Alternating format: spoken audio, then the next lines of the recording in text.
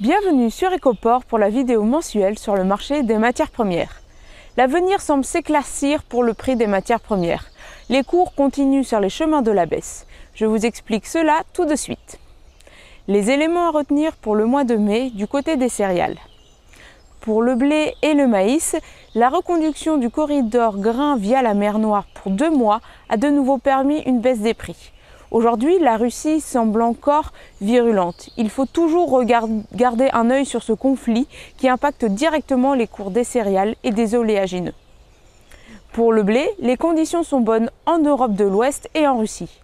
Par contre, l'Espagne souffre déjà de la sécheresse et l'Italie, après des mois très secs, vient d'être noyée sous les pluies. Il y a peu d'échanges en ancienne récolte, les acteurs attendent la prochaine. La Chine annonce de son côté un surplus d'offres sur son marché, ce qui permettrait de détendre un peu la demande et d'avoir une meilleure disponibilité au niveau mondial.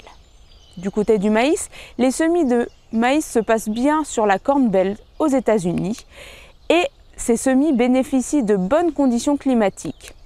Les chantiers sont en avance par rapport à la campagne précédente. En France, la situation est la même. Les semis se passent bien et touchent presque à leur fin.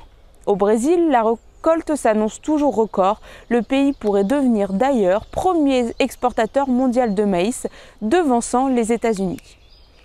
La Chine privilégie d'ailleurs cette origine plus compétitive.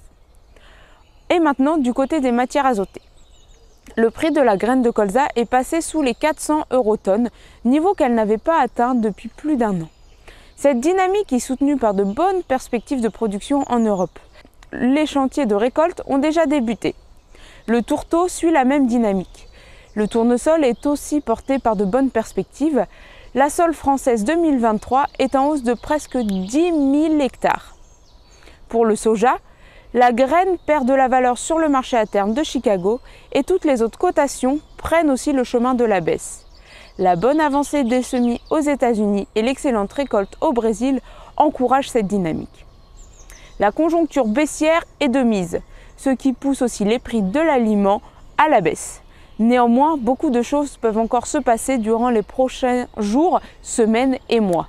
La Russie reste toujours menaçante. Rendez-vous la semaine prochaine pour une nouvelle vidéo Ecoport sur la filière porcine. À bientôt!